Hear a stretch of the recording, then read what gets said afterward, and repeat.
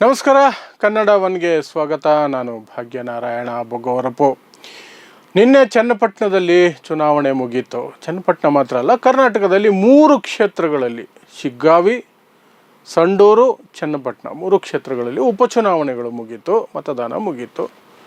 ಆದರೆ ದೊಡ್ಡ ಮಟ್ಟದಲ್ಲಿ ಚರ್ಚೆ ಆಗ್ತಿರುವಂತಹದ್ದು ಚುನಾವಣೆಗೆ ಮೊದಲು, ಚುನಾವಣೆಯ ನಂತರವೂ ಸಹ ಚರ್ಚೆ ಆಗ್ತಿರೋದು Channapatna because of the candidates. ಅಲ್ಲಿ ನಿಂತಿರುವ ಅಭ್ಯರ್ಥಿಗಳ ವಿಚಾರಕ್ಕಾಗಿ ದೊಡ್ಡ ಮಟ್ಟದಲ್ಲಿ ಚರ್ಚೆ ಆಗ್ತಿದೆ. ಕುಮಾರಸ್ವಾಮಿ, ದೇವೇಗೌಡರ ಕುಟುಂಬದ ಕುಡಿ ನಿಖಿಲ್ ಕುಮಾರಸ್ವಾಮಿ, JDS NDA ಅಭ್ಯರ್ಥಿ, ಈ ಕಡೆ ಕಾಂಗ್ರೆಸ್ BJP ಬಿಟ್ಟು ಕಾಂಗ್ರೆಸ್ ಸೇರಿ ಕಾಂಗ್ರೆಸ್ ಅಭ್ಯರ್ಥಿ ಆಗಿರುವಂತಹ CP ಯೋಗೇಶ್ವರ್ ನಡುವೆ ಜಿದ್ದನ ಫೈಟ್ ಇತ್ತು.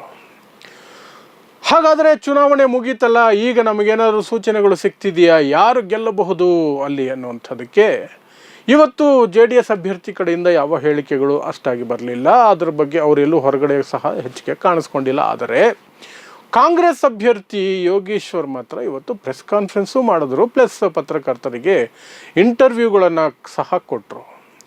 ಅವರ ಇಂಟರ್ವ್ಯೂಗಳನ್ನು ನೋಡಿದಾಗ ಅವರು ಮಾತನಾಡಿದ ರೀತಿ, ದೇವೇಗೌಡ ಕುಟುಂಬದ ಬಗ್ಗೆ ಅವರು ಮೆಚ್ಚುಗೆ ವ್ಯಕ್ತಪಡಿಸಿದ ರೀತಿ, ಈ ಎಲ್ಲ ಅಂಶಗಳನ್ನು ನೋಡಿದರೆ ಚನ್ನಪಟ್ಟಣದಲ್ಲಿ ಕಾಂಗ್ರೆಸ್ಸಿಗೆ ಮತದಾರರು ಕೈ ಕೊಟ್ಟಿದ್ದಾರಾ ಅನ್ನುವಂತಹ ಅನುಮಾನಗಳು ಮೂಡೋದಕ್ಕೆ ಎಲ್ಲ ಸಾಧ್ಯತೆಗಳು ಇದೆ. ಯಾಕೆಂದರೆ ಯೋಗೇಶ್ವರ್ ಅವರ ಧ್ವನಿಯಾಗಿರಬಹುದು, ಅವರ ಮುಖಭಾವ ಆಗಿರಬಹುದು, ಅವರು ಹೇಳ್ತಾ ಇದ್ದಂತಹ ರೀತಿ ಮತ್ತು ಹೇಳಿದ ಮಾತುಗಳು ಸಹ ಅದನ್ನೇ ಸೂಚಿಸ್ತವೆ.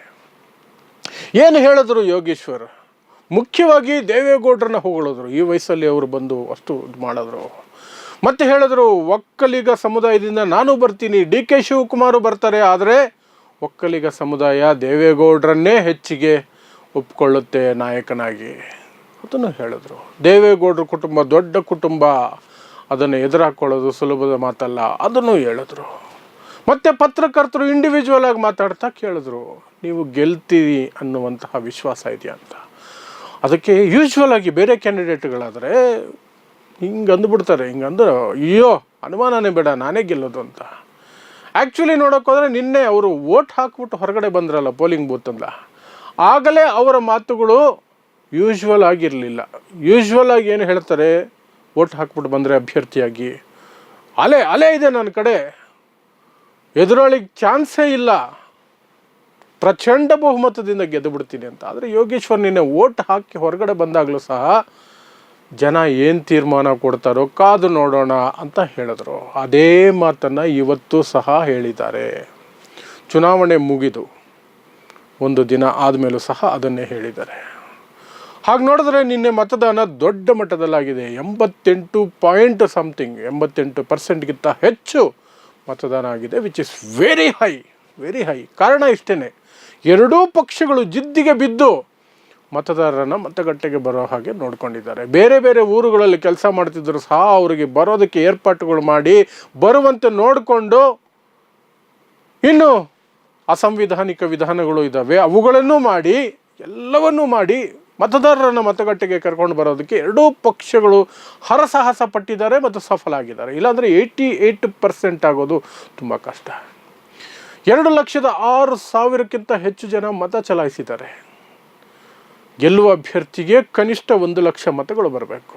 ಅದರಲ್ಲಿ ಮುಖ್ಯವಾಗಿ 1 ಲಕ್ಷ ಪ್ಲಸ್ ಮತ ಇರೋದು ಒಕ್ಕಲಿಗ ಸಮುದಾಯದ ಮತಗಳು. ಇಬ್ಬರು ಒಕ್ಕಲಿಗ ಸಮುದಾಯದವರೇ. ಆದರೆ ಯೋಗೇಶ್ವರ ಹೇಳ್ತಿದ್ದಾರೆ, ನಾನು DK ಶಿವಕುಮಾರ್ ಸಹ ಒಕ್ಕಲಿಗ ಸಮುದಾಯದವರೇ ಆಗಿದ್ದರೂ ಸಹ ಒಕ್ಕಲಿಗ ಸಮುದಾಯ ದೇವೇಗೌಡರನ್ನ ಹೆಚ್ಚಾಗಿ ನಂಬುತ್ತೆ ಅಥವಾ ದೇವೇಗೌಡರ ಹಿಂದೆ ನಿಲ್ಲುತ್ತೆ ಅಂತ ಇವತ್ತು ಹೇಳಿದ್ದಾರೆ.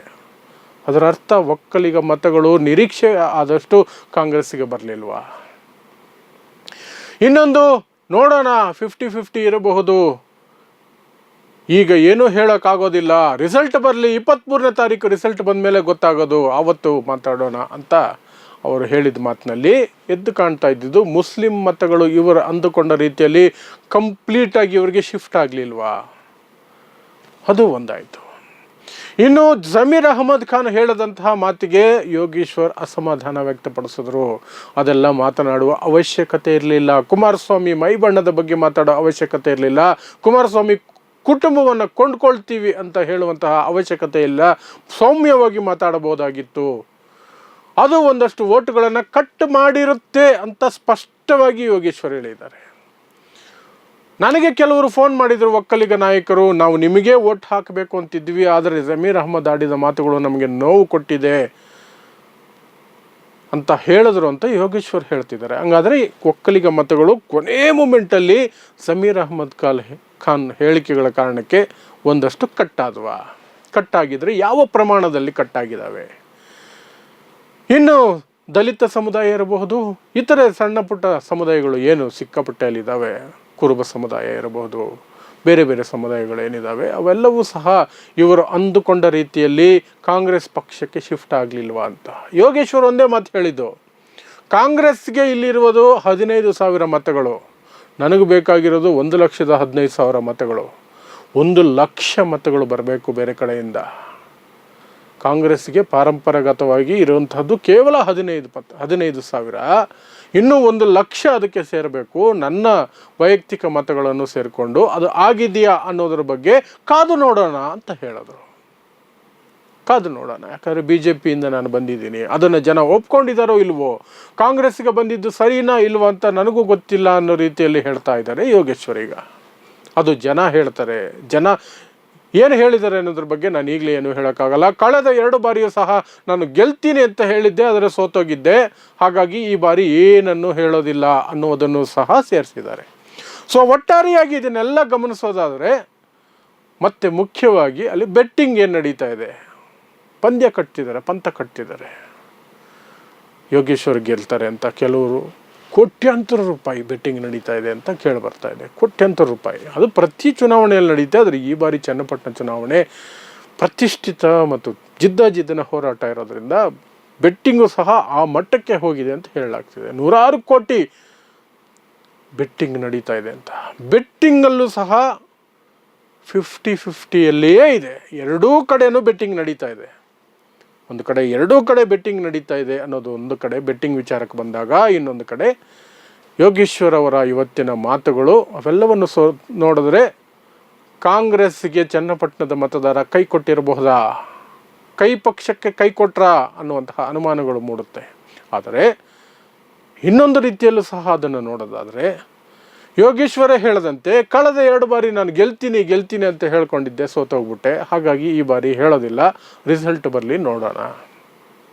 ಇದು ಒಂದು ರೀತಿ ಇರ್ಬೋದು. ಮತ್ತೆ ಅದನ್ನೇ ಹೇಳಿಕೊಂಡು ಕಳೆದ 2 ಬಾರಿ ಕೆಲವರಿಗೆ ಮೂಢನಂಬಿಕೆಯೂ ಇರುತ್ತೆ, ಕೆಲವರಿಗೆ ನಂಬಿಕೆಯೂ ಇರುತ್ತೆ, ಕೆಲವರಿಗೆ ಅದೊಂಥರ ಬೇರೆ ರೀತಿಯಲ್ಲೂ ಇರುತ್ತೆ. 2 ಬಾರಿ ಅದೇ ರೀತಿ ಅವಮಾನ ಆಗಿದೆ, ಗೆಲ್ತೀನಿ ಅಂತ ಹೇಳಿ ಸೋತಿದ್ದೀನಿ, ಮತ್ತೆ ಅದೇ ರೀತಿ ಆಗೋದು ಬೇಡ, let us wait for the results ಅಂತ ಹೇಳಿ ನುಣ್ಸ್ಕೋಬೋದು ಈಗ ಸದ್ಯಕ್ಕೆ ಅನ್ನುವಂಥದ್ದು. ಅಥವಾ ಕಳೆದ 2 ಬಾರಿ ಗೆಲ್ತೀನಿ ಅಂತ ಹೇಳಿದ್ದಕ್ಕೆ ಸೋತೋದೆ, ಒಂದು ಮೂಢನಂಬಿಕೆ ಅಥವಾ ಇನ್ನೇನೋ ನಂಬಿಕೆಗಳಿರ್ತಾವಲ್ಲ, ಆ ಕಾರಣಕ್ಕಾಗಿ ಈ ಬಾರಿ ನಾನು ಏನೂ ಹೇಳೋದಿಲ್ಲ ಅಂತ ಅವರು ಹೇಳ್ತಿರಬಹುದು.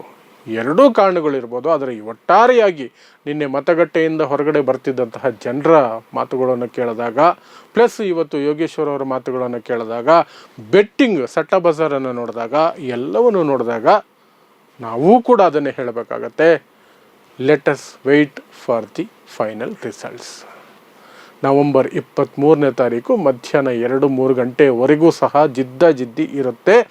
ಯಾರೇ ಗೆದ್ದರೂ ಸಹ 5,000-7,000 ಮತಗಳ ಅಂತರದಲ್ಲಿ ಗೆಲ್ಲಬಹುದು ಅನ್ನುವಂಥದ್ದು ಎಲ್ಲರ ಅನುಮಾನ. ಆದರೆ 2024ರ ಲೋಕಸಭಾ ಚುನಾವಣೆ, ಅದರ ನಂತರ ಹರಿಯಾಣ ಚುನಾವಣೆಗಳ ಎಕ್ಸಿಟ್ ಪೋಲುಗಳನ್ನು, ಒಪಿನಿಯನ್ ಪೋಲುಗಳನ್ನು ರಿಸಲ್ಟ್ಗಳ ಜೊತೆ ಕಂಪೇರ್ ಮಾಡಿ ನೋಡಿದಾಗ ಜನ ಯಾವ ನಿರ್ಧಾರಕ್ಕೆ ಬರ್ತಾರೆ ಅನ್ನೋದಕ್ಕೆ ಯಾವ ಸ್ಪಷ್ಟತೆಯು ಇನ್ನು ಮೇಲೆ ಸಿಗೋದು ಕಷ್ಟ ಅನ್ನಿಸ್ತಾ ಇದೆ ಭಾರತದ ಚುನಾವಣಾ ಒಂದು ಸಿಸ್ಟಮ್ನಲ್ಲಿ. ಜನ ಹೇಳೋದೊಂದು ಮಾಡೋದೊಂದು ಅನ್ನೋ ರೀತಿಯಲ್ಲಿ ಆ 2 ಚುನಾವಣೆಗಳು ನಮಗೆ ಬುದ್ಧಿ ಕಲಿಸಿದೆ. ಹಾಗಾಗಿ ಸದ್ಯಕ್ಕೆ ಎಲ್ಲರೂ ಸಹ ಸೇಫ್ ಗೇಮ್ ಮಾಡ್ತಿದ್ದಾರೆ. 50-50 ನವೆಂಬರ್ 23ಕ್ಕೇನೆ ಗೊತ್ತಾಗೋದು. ನೋಡ್ತಾ ಇರಿ ಸಮಾಜಕ್ಕಾಗಿ ಕನ್ನಡ 1 ನ್ಯೂಸ್. ನಮಸ್ಕಾರ.